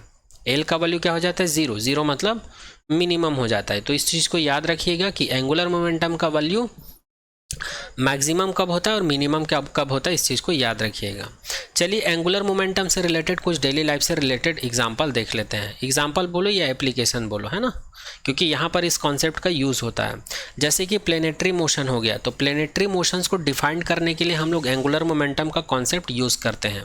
तो ये एक एप्लीकेशन है एंगुलर मोमेंटम का। ठीक है, प्लेनेटरी मोशन में एंगुलर मोमेंटम का कॉन्सेप्ट का यूज़ किया जाता है। सैटेलाइट के मोशंस में भी इसका यूज़ किया जाता है। ठीक है, क्योंकि दोनों ही सिचुएशंस में हम लोग को क्या मिलता है, सर्कुलर मोशन मिलता है। जैसे कि सन हो गया, सन के चारों ओर क्या करते हैं, प्लेनेट जो है सर्कुलर मोशंस करते हैं। तो यहाँ पर R का भी वैल्यू होता है और यहाँ पर लीनियर मोमेंटम का भी वैल्यू होता है। तो इस डायरेक्शन में हमको क्या मिलता है, एंगुलर मोमेंटम मिलता है। और यही केस सैटेलाइट वाले केस में भी होता है। जैसे कि ये अर्थ है, अर्थ के चारों ओर मून क्या करते हैं, रोटेट करते हैं। ये नेचुरल सैटेलाइट है। अगर हम लोग आर्टिफिशियल सैटेलाइट को भी हम लोग अर्थ के चारों ओर रोटेट करवाएं तो ये भी इसी तरह से रोटेट करता है। तो यहाँ पर भी हम लोग को R मिलता है और P मिलता है। और R और P दोनों एक दूसरे के परपेंडिकुलर हैं। अगर R और P दिख गया, लीनियर मोमेंटम और परपेंडिकुलर डिस्टेंस दिख गया, मतलब जाहिर सी बात है यहाँ पर एंगुलर मोमेंटम भी होगा। Distance of closest approach, nuclear physics. Nuclear physics में भी इसका यूज़ होता है। न्यूक्लियर फिजिक्स में क्या होता है, प्रोटॉन और न्यूट्रॉन जो है न्यूक्लियस पे रहता है, इसके चारों ओर इलेक्ट्रॉन क्या करते हैं, रोटेट करते हैं। तो यहाँ पर भी R और P वाला कंडीशन होता है, मतलब एंगुलर मोमेंटम का यूज़ होता है। इलेक्ट्रिक जनरेटर में भी एंगुलर मोमेंटम के कॉन्सेप्ट का यूज़ होता है, एयरक्राफ्ट में भी होता है, circular motion of a body में होता है, लॉन्ग जंप में भी होता है, a student spinning on a tools. ठीक है, कोई भी टूल्स है, अगर ये टूल्स क्या कर रहे हैं, ऐसे सर्कुलर मोशंस कर रहा है, ऐसे घूम रहा है गोल गोल। ठीक है, अगर इसमें किसी बॉडी को या किसी बच्चे को बैठा देते हैं, ठीक है, तो ये बच्चा क्या करने लगता है, स्पिनिंग मोशंस करने लगता है। तो इसको भी डिफाइन करने के लिए हम लोग एंगुलर मोमेंटम का इस्तेमाल करते हैं, या ये भी एंगुलर मोमेंटम का एक एग्जांपल है। लॉन्ग जंपर जो है एंगुलर मोमेंटम का कैसे एग्जांपल हो सकता है, क्योंकि लॉन्ग जंप ज़्यादा दूर तक जाने के लिए वो अपने एंगल को क्या कर लेता है, एंगल को इंक्रीज या डिक्रीज कर लेता है। ठीक है, पहले वो क्या करता है, डिक्रीज करता है, उसके बाद वो इंक्रीज करता है, किसको, एंगल को, अपने बॉडी को, पहले बॉडी को अपने सिकुड़ता है वो, उसके बाद क्या करता है, वो फैलाता है। ठीक, तो ये सब क्यों करता है, ज़्यादा दूर तक जंप करने के लिए। तो यहाँ पर भी एंगुलर मोमेंटम का यूज़ होता है। Circular motion of a body, ये तो पता ही है, जैसे कि स्पिनिंग बॉडी हो गया, यहाँ पर भी एंगुलर मोमेंटम है, यहाँ पर भी। ठीक है, ये सब सर्कुलर मोशन है, रोटेट कर रहा है, ये भी एंगुलर मोमेंटम का ही एग्जाम्पल है। जैसे कि ये एक रिंग है, ठीक है, ये रिंग जो है रोटेट कर रहा है, इसमें एंगुलर मोमेंटम है, इसीलिए ये बैलेंस हो पा रहा है, नहीं तो ये नीचे गिर जाता। यहाँ पर बैलेंस कंडीशन है, यहाँ पर भी बैलेंस कंडीशन है, यहाँ पर भी बैलेंस कंडीशन है। क्यों, क्योंकि एंगुलर मोमेंटम की वजह से। ठीक है, चलिए आगे बात करते हैं। अच्छा, यहाँ पर ये जो बॉडी है कुछ ऐसा रोटेट कर रहा है, यहाँ पर ये बॉडी जो है कुछ ऐसा रोटेट कर रहा है, यहाँ पर ये बॉडी जो है ऐसा रोटेट कर रहा है। तो यहाँ पर भी क्या है, एंगुलर मोमेंटम है। ठीक है, आगे बात करते हैं रिलेशन। हम लोग पढ़े हैं टॉर्क, हम लोग पढ़े हैं एंगुलर मोमेंटम, दोनों के बीच रिलेशंस क्या होता है, चलिए देखते हैं। हम लोग को पता है torque is equals to vector R cross vector F होता है, इसको इक्वेशन नंबर 1 कंसिडर कर लेता हूँ। और angular momentum is equals to होता है vector L is equals to vector R cross vector P, इसको इक्वेशन नंबर 2 कंसिडर कर लेता हूँ। अब मैं क्या कर देता हूँ, इक्वेशन नंबर 2 को डिफ्रेंशिएट कर देता हूँ विथ रिस्पेक्ट टू टाइम। तो टाइम के रिस्पेक्ट में जब इसको डिफ्रेंशिएट करता हूँ तो क्या मिल जाएगा, डी एल डी टी मिल जाएगा। यहाँ पर 2 फंक्शन है आर और पी, तो फर्स्ट फंक्शन सेकेंड का डिफ्रेंशिएशन प्लस फर्स्ट का डिफ्रेंशिएशन सेकेंड फंक्शन, है ना। यहाँ पर कौन सा कॉन्सेप्ट लगा है, तो डिफ्रेंशिएशन में हम लोगों ने पढ़ रखा है, अगर हमारे पास कोई भी 2 फंक्शन होता है तो इसको हम लोग फर्स्ट फंक्शन कंसिडर करते हैं और इसको सेकेंड फंक्शन। और जब हम लोग इसको डिफ्रेंशिएशन करते हैं तो क्या करते हैं, फर्स्ट फंक्शन को वैसे ही रखते हैं, सेकेंड फंक्शन का डिफ्रेंशिएशन कर देते हैं, उसके बाद प्लस करके फर्स्ट फंक्शंस का डिफ्रेंशिएशन कर देते हैं और सेकंड फंक्शन को वैसे ही रख देते हैं। तो इसी कॉन्सेप्ट का यूज़ हुआ है यहाँ पर। ठीक है, इक्वेशन नंबर 2 का डिफ्रेंशिएशन किए हैं तब। अब यहाँ पर dp अपॉन dt को मैं क्या लिख सकता हूँ, न्यूटन के सेकेंड लॉ से हम लोग को पता है f इज इक्वल टू क्या होता है, dp अपॉन dt होता है, पता है कि नहीं। तो इस वैल्यू को मैं f से रिप्लेस कर देता हूँ। और हम लोग को वेलोसिटी का भी डेफिनेशन पता है, वेलोसिटी इज इक्वल टू क्या होता है, the rate of change of position vector with respect to time. तो dr अपॉन dt को मैं क्या लिख सकता हूँ, वेलोसिटी लिख सकता हूँ। ठीक है, अब इक्वेशन नंबर 1 से मेरे पास क्या है, आर क्रॉस एफ है, इसको मैं टाउ से रिप्लेस कर सकता हूँ। तो इस वाले वैल्यू को मैं क्या कर देता हूँ, टाउ लिख देता हूँ। और इसको मैं क्या लिख सकता हूँ, मोमेंटम का डेफिनेशन मुझे पता है एम वी होता है। ठीक है, और अगर वेक्टर फॉर्म में लिखूं तो वेक्टर पी वेक्टर वी हो जाएगा। तो यहाँ पर पी को मैं रिप्लेस कर देता हूँ एम वी से, चूंकि एम कांस्टेंट था इसलिए एम को बाहर निकाल देता हूँ और वी का क्रॉस प्रोडक्ट कर देता हूँ मैं वेक्टर के साथ। तो यहाँ पर वेक्टर वी मिल गया है। अब चूंकि हम लोग को पता है जब टू सेम वेक्टर का हम लोग क्या करते हैं, क्रॉस प्रोडक्ट करते हैं तो उसका वैल्यू क्या आता है, 0 आता है। ठीक है, यहाँ पर ए और बी क्या चीज़ है, इक्वल है। ठीक है, तो दोनों का क्रॉस प्रोडक्ट यहाँ पर क्या आता है, 0 आता है। तो यहाँ पर वेक्टर वी है, वेक्टर वी है, तो इसलिए इसका वैल्यू क्या हो जाएगा, 0। और जब ये 0 हो जाएगा तो इस वाले इक्वेशंस को क्या लिख सकते हैं, D vector L upon D T is equals to tau. It is second law of Newton for rotational motion. और इसी को कहा जाता है एंगुलर मोमेंटम और टॉर्क के बीच का रिलेशन। इसी को एक और नाम से जाना जाता है, याद रखिएगा, न्यूटन का सेकेंड लॉ कहा जाता है रोटेशनल मोशंस के लिए। न्यूटन का सेकेंड लॉ कहा जाता है रोटेशनल मोशंस के लिए, इस चीज़ को याद रखिएगा। आई होप ये सारा पॉइंट आप सभी को समझ में आ रहा होगा। अब आगे बात करते हैं relation between the angular momentum, moment of inertia और एंगुलर वेलोसिटी के बीच। तो चूंकि हम लोग को पता है एंगुलर मोमेंटम क्या होता है, L is equals to R cross P होता है, और P का भी वैल्यू पता है, P is equals to mv होता है, लीनियर मोमेंटम। तो इस वैल्यू को यहाँ पर पुटअप कर देता हूँ, तो पुटअप करने पर मुझे मिल जाता है L is equals to R cross mv। अब इसको मैं स्केलर फॉर्म में अगर लिखूं तो L is equals to mv r हो जाएगा। एक और रिलेशन पता है, V is equals to r omega होता है ना, हम लोग पहले पढ़ चुके हैं, ठीक है। तो यहाँ पर r और ओमेगा होता है V इज इक्वल्स टू, ठीक। तो यहाँ पर V को मैं रिप्लेस कर देता हूँ r ओमेगा से, तो यहाँ पर r ओमेगा हो जाएगा। तो यहाँ पर इसको ब्रैकेट को ओपन करूँगा तो मैं इसको लिख सकता हूँ L is equals to M R square, r और r क्या हो जाएगा, r स्क्वायर हो जाएगा, ओमेगा वैसा ही रहेगा। अब एक और डेफिनेशन होता है जिसको हम लोग मोमेंट ऑफ इनर्शिया बोलते हैं, इसको आगे देखेंगे हम लोग मोमेंट ऑफ इनर्शिया क्या होता है, इसके लिए डेफिनेशन फार्मूला सब चीज़ देखेंगे, है ना। अभी आप लोग बस इसको जस्ट रीड कर लो कि मोमेंट ऑफ इनर्शिया क्या होता है, I is equal to M R square होता है। तो यहाँ पर एम आर स्क्वायर को मैं रिप्लेस कर देता हूँ आई से, तो इस वाले इक्वेशंस को मैं लिख सकता हूँ L is equals to I omega, M is equals L is equals to क्या लिख सकता हूँ, आई ओमेगा, और इसी को कहा जाता है एल आई ओमेगा के बीच का रिलेशन। एक चीज़ याद रखिएगा, rectangular component will be same as torque. अच्छा, यहाँ पर एक चीज़ याद रखिएगा, हम लोग अभी क्या पढ़े हैं, एंगुलर मोमेंटम का टॉपिक चल रहा है।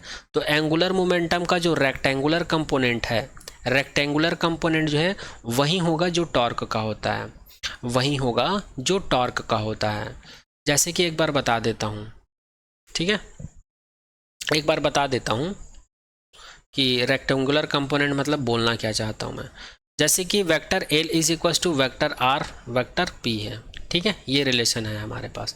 तो R को मैं क्या लिख सकता हूँ, x i cap plus y j cap plus z k cap. उसी प्रकार P को मैं क्या लिख सकता हूँ, वेक्टर P को px i cap plus py j cap plus pz k cap लिख सकता हूँ। तो यहाँ पर मैं L का वैल्यू निकालूंगा मैट्रिक्स मेथड से, तो इसको क्या लिख सकता हूँ, आई cap J cap K cap लिख सकता हूँ। I का कोफिशिएंट क्या है, x है और px है। J का कोफिशिएंट क्या है, यहाँ पर J का कोफिशिएंट है y और py, और K का कोफिशिएंट क्या है, z और pz, ये है। अब यहाँ पर L का वैल्यू निकालने के लिए क्या करूँगा, फर्स्ट रो फर्स्ट कॉलम, इसका क्रॉस मल्टीप्लिकेशन, तो मुझे I का कोफिशिएंट मिल जाएगा y pz minus z p y मिल जाएगा। इसी प्रकार J का निकालूंगा प्लस J, फिर यहाँ पर फर्स्ट रो सेकेंड कॉलम, फिर यहाँ पर इन दोनों का cross multiplication x p z minus z p x मिल जाएगा। इसी प्रकार plus k cap, k cap मतलब फर्स्ट रो थर्ड कॉलम, अब इन दोनों का क्रॉस मल्टीप्लिकेशन, तो ये मिल जाएगा x P Y minus Y P X, ठीक है। तो इसी को कहा जाता है एंगुलर मोमेंटम का, एंगुलर मोमेंटम का क्या कहा जाता है, रेक्टेंगुलर कंपोनेंट कहा जाता है। तो ये सेम वैसे ही है जो हम लोग टॉर्क के लिए फाइंड आउट किए थे, ठीक है। तो इसी चीज़ को यहाँ पर लिखा हुआ है नोट में, इसी चीज़ को यहाँ पर नोट में लिखा हुआ है, rectangular component will be same as torque. Angular momentum के लिए रेक्टेंगुलर कंपोनेंट वही होगा जो टॉर्क का है, ठीक। आगे बात करते हैं।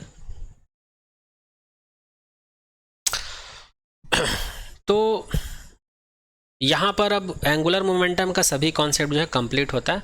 अब इस चैप्टर का जो नेक्स्ट टॉपिक है वो है law of conservation of angular momentum and its application. अभी तक हम लोगों ने एंगुलर मोमेंटम के बारे में पढ़ा, एंगुलर मोमेंटम क्या होता है उसके बारे में जाना, ठीक है।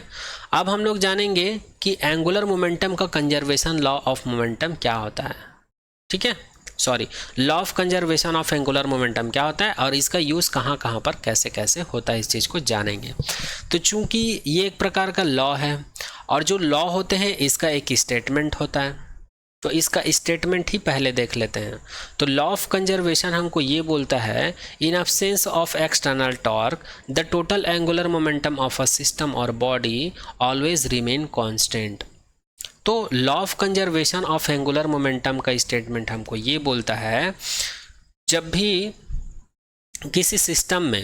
किसी सिस्टम का जो टोटल एंगुलर मोमेंटम होता है ये हमेशा कांस्टेंट होता है उस सिचुएशंस में जब उस बॉडी पर किसी भी प्रकार का बाहर से कोई एक्सटर्नल टॉर्क या एक्सटर्नल फोर्स ना अप्लाई किया जाए। ठीक है, उसी चीज़ को यहाँ पर लिखा हुआ है, in absence of external torque the total angular momentum of a body और system always remain constant. Condition क्या है, टॉर्क का वैल्यू 0 होना चाहिए। जब टॉर्क का वैल्यू 0 हो, एक्सटर्नल टॉर्क का वैल्यू 0 हो, तो एंगुलर मोमेंटम का वैल्यू क्या होना चाहिए, कांस्टेंट होना चाहिए। ये स्टेटमेंट है इसका। इसी को हम लोग ऐसे भी बोल सकते हैं, जब टॉर्क का वैल्यू 0 हो तो एंगुलर मोमेंटम में जो टाइम के रिस्पेक्ट में जो चेंज होता है ये कितना होता है, 0 होता है। तो इसी स्टेटमेंट को हम लोग ऐसा भी लिख सकते हैं।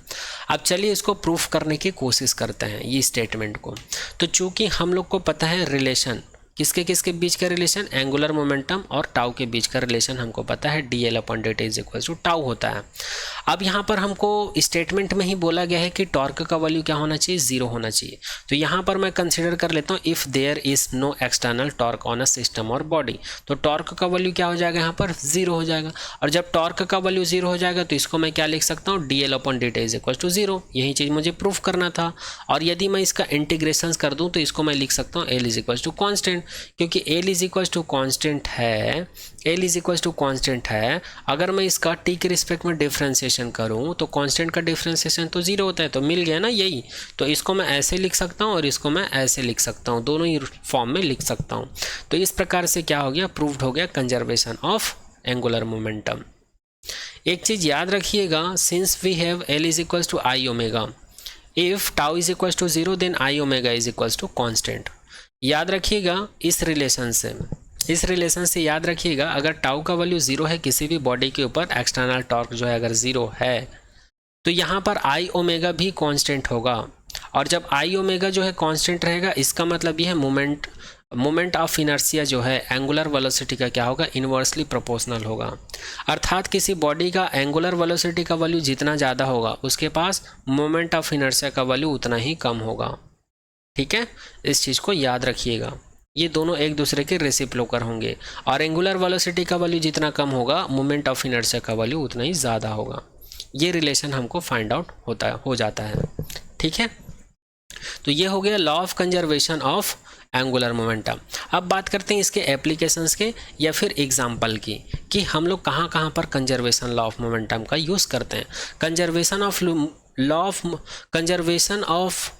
एंगुलर मोमेंटम की वजह से ही हमको क्या रिजल्ट मिला है, I inversely proportional to angular velocity मिला है। ठीक है, और इसी का यूज़ कहाँ पर कैसे होता है उस चीज़ को देखेंगे। जैसे कि example first, the angular velocity of revolution of planet around the sun in a elliptical orbit increase when the planet comes closer to the sun and vice versa, because when planet comes closer to the sun its moment of inertia I decrease, therefore omega increase। यहाँ पर ये बोला जा रहा है कि हम लोग को पता है जो प्लैनेट्स होते हैं ये सन के चारों ओर घूमते हैं, और ये सन के चारों ओर जब घूमते हैं तो कौन से ऑर्बिट को फॉलो करते हैं, इलिप्टिकल ऑर्बिट को फॉलो करते हैं। इलिप्टिकल ऑर्बिट मतलब ऐसे अंडाकार का होता है ऐसे। ठीक है, यहाँ पर एक छोर पर सन होता है और यहाँ पर प्लैनेट्स होते हैं, ये ऐसे गोल गोल घूमते हैं। Elliptical orbit increase when the planet comes closer to the sun. तो यहाँ पर ये बोला जा रहा है कि एंगुलर वेलोसिटी का वैल्यू बढ़ता है। कहाँ पर बढ़ता है बोल रहे हैं, when the planets come closer to the sun. जब प्लैनेट जो है सन के पास में होता है, सन के पास में होता है तो इसका एंगुलर वेलोसिटी का वैल्यू क्या होता है, इंक्रीज होता है। ठीक है, एंड वाइस वर्सा। और जब ये दूर जाता है तो डिक्रीज होता है। वाइस वर्सा का मतलब अपोजिट, इंक्रीज डिक्रीज वाले कंडीशंस को यहाँ पर शो कर रहा है। Vice versa, because when planet, अब ऐसा क्यों होता है, when planets comes closer to the sun, जब ये प्लैनेट्स जो है सन के पास आता है, सन के पास आता है, its moment of inertia I decrease. तो जब ये इसके पास आता है ना तो आई का वैल्यू क्या होता है, यहाँ पर डिक्रीज होता है। ठीक, आई का वैल्यू यहाँ पर डिक्रीज होता है, और जब आई का वैल्यू डिक्रीज होगा तो ओमेगा का वैल्यू क्या होगा, यहाँ पर इंक्रीज होगा। क्यों, क्योंकि दोनों के बीच का रिलेशन क्या होता है, आई प्रोपोर्शनल 1/ओमेगा। अच्छा, कुछ लोगों को कन्फ्यूज़न हो गया होगा कि यहाँ पर आई का वैल्यू डिक्रीज हो रहा है, हमको कैसे पता चलेगा। तो चूंकि भैया हम लोगों को पता है आई क्या है, मोमेंट ऑफ इनर्शिया, और आई का वैल्यू क्या होता है, एम आर का स्क्वायर होता है। और जब आर का वैल्यू डिक्रीज होगा तो आई का वैल्यू भी डिक्रीज होगा। और ये जो सन है और सन से प्लेनेट है, दोनों के बीच का डिस्टेंस अगर मैं आर कंसीडर कर लूँ तो ये आर का वैल्यू क्या होता है, जैसे जैसे प्लेनेट जो है इसके पास में आता है तो आर का वैल्यू डिक्रीज होता है, और आर का वैल्यू डिक्रीज होगा मतलब आई का वैल्यू डिक्रीज होगा, और आई का वैल्यू डिक्रीज होगा मतलब ओमेगा का वैल्यू इंक्रीज होगा। तो ये चीज़ यहाँ पर लिखा हुआ है। तो ये फर्स्ट एग्जाम्पल है law of conservation of angular momentum का। आगे बात करते हैं नेक्स्ट एग्जाम्पल के बारे में। अ सर्कस, एक सेकेंड इसको मैं, हाँ चलिए आगे बात करते हैं। अ circus Acrobat perform feats involving spin by bringing his arms and legs closer to his body और vice versa। देखो, जो सर्कस वाले होते हैं, ठीक है, जब वो परफॉर्म करते हैं या अपने बॉडी को स्पिन करते हैं, बॉडी को अपने घुमाते हैं, तो अपने आर्म्स को, अपनी भुजा को और अपने पैर को, अपनी भुजा को और अपने पैर को क्या करते हैं, बार बार पास लाते हैं और दूर ले जाते हैं, बार बार पास लाते हैं और दूर ले जाते हैं, ठीक है। On bringing the arms and leg closer to the body, his moment of inertia I decrease। जब वो सर्कस करने वाला जो आदमी है या लड़की है, जो भी हो, वो गर्ल्स बॉयज़ दोनों हो सकते हैं क्योंकि सर्कस में दोनों होते हैं, है ना।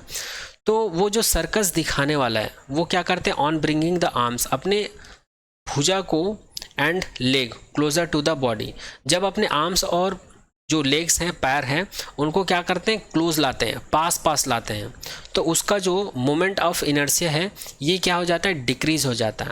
और जब आई का वैल्यू जब डिक्रीज होता है तो ओमेगा का वैल्यू क्या हो जाता है, यहाँ पर इंक्रीज हो जाता है, ठीक है। His moment of inertia I decrease, hence omega increase, ठीक है। आगे बात करते हैं next. A person carrying heavy weight in his hand and standing on the rotating platform can change the speed platform when the person suddenly fold his arms, its moment of inertia decrease and omega is increase।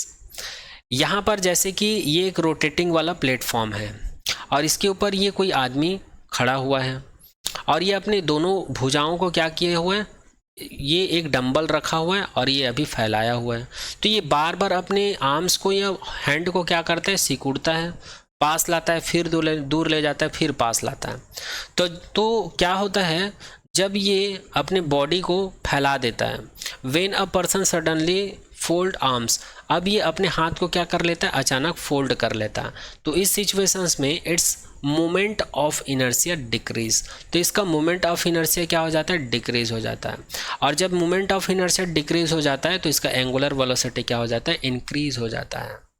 बोलने का मतलब क्या है, जब ये अपने हाथ को ऐसे फैलाता है ना तो इसका जो मोशन है ये स्लो होने लगता है, और जैसे ये अपने हाथ को सिकुड़ लेता है तो इसका स्पीड क्या हो जाता है, बढ़ जाता है। ये जल्दी जल्दी गोल गोल घूमने लगता है, और गोल गोल घूमने लगता है, इसका मतलब क्या है, एंगुलर वेलोसिटी का वैल्यू इंक्रीज हो जाता है। यही केस यहाँ पर भी होता है, ठीक है। यही केस यहाँ पर भी होता है, जब कोई सर्कस दिखाने वाला पर्सन जो है जब जंप करता है या स्पिनिंग मोशंस करता है, तो जब वो अपने लेग्स और आर्म्स को अपने बॉडी के क्लोज ला लेता है तो यहाँ पर उसकी घूमने की स्पीड जो है बढ़ जाती है, और घूमने का स्पीड बढ़ गया मतलब एंगुलर वेलोसिटी बढ़ गया।